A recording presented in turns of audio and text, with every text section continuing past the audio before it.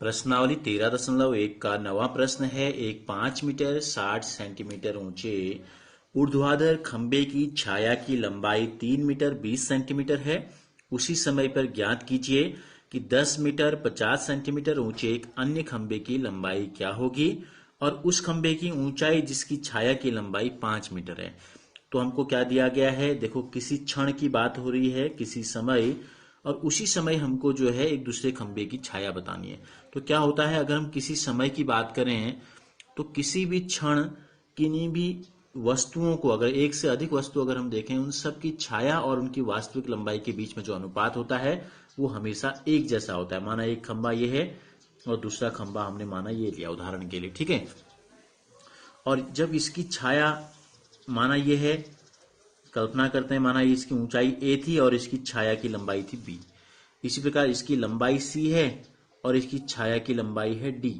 तो क्या होता है, किसी विशेष क्षण की बात अगर हम करते हैं, अगर समय समान है तो छाया की जो लंबाई होती है, यानी कि वास्तविक लंबाई बट्टे छाया की लंबाई a बट्टे b, और इसकी c बट्टे d जो है ये बराबर होती है, ठीक है। तो इसी गुण का प्रयोग हमको करके यहाँ प्रश्नों को हल करना है कि उसी समय की बात हो रही है, तो इसका मतलब जो है ये दोनों समान अनुपात में होंगे। हमको दिया गया है खंबे की ऊंचाई हमको दी गई है, ठीक है। खंबा हमको दिया गया है, खंबे की ऊंचाई हमको दी गई है 5 मीटर 60 सेंटीमीटर। हम इसको मीटर में बदल देते हैं, मीटर में लिख देते हैं पूरे को, तो 5.60 हो जाएगा, ठीक है, 5.60।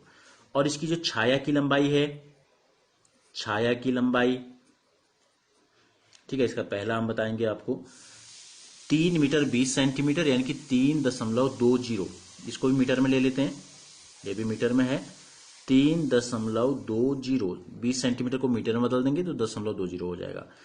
अब इसी समय पर हमको क्या ज्ञात करना है, 10 मीटर 50 सेंटीमीटर ऊंचे एक अन्य खंबे की लंबाई। तो 10.50 मीटर लंबा खंबा है, तो माना उसकी ऊंचाई कितनी है, x हमने ले ली, माना इसको लिख देते हैं।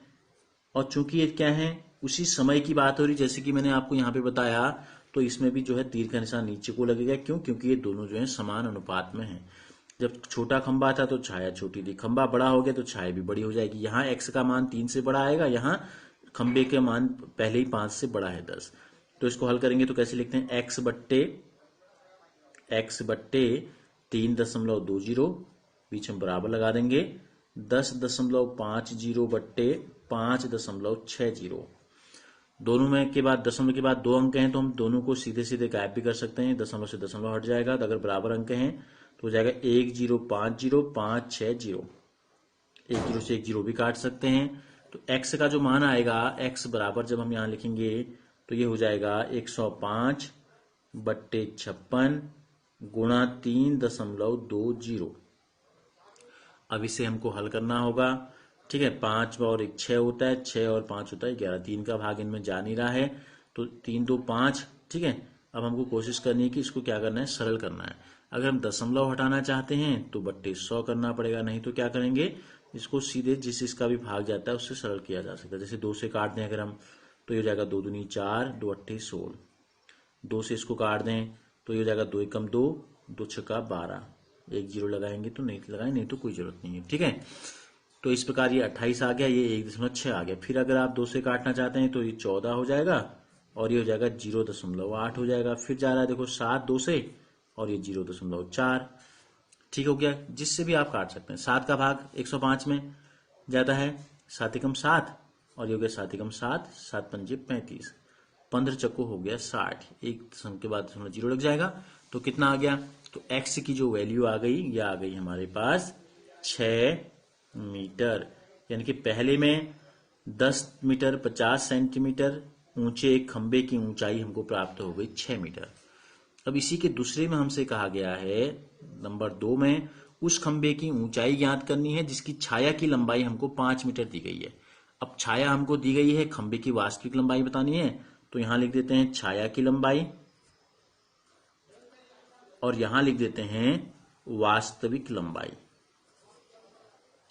तो वो छाया की लंबाई जब 3.20 थी, जब 3.20 थी, तो वास्तविक खंबा कितना ऊंचा था, 5.60 मीटर में है दोनों, ठीक है। और जब खंबे की ऊंचाई क्या छाया की लंबाई हमको दी गई है 5 मीटर हो, तो वास्तविक लंबाई कितनी होगी ये हमको बताना है। तो माना x हमने ले लिया और दोनों समान अनुपात में होंगे, हमने आपको बताया, तो इसको नीचे की तरफ इस प्रकार से लिख देंगे।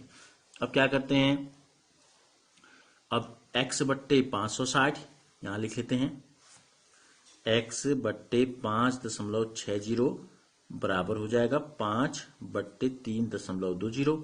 x को अकेले अगर छोड़ देंगे तो ये हो जाएगा 5 बट्टे 3.20। 5.60 भाग में, ये गुणा में चले जाएगा, यहाँ 5.60, 2 अंक के बाद यहाँ भी दशमलव, 2 अंक के बाद यहाँ भी दशमलव, हट जाएगा, 1 जीरो से 1 जीरो कट जाएगा, ठीक है। 32 और 56 में किसका भाग जाता है, 8 का भाग जाता है, 8 चक्को 32,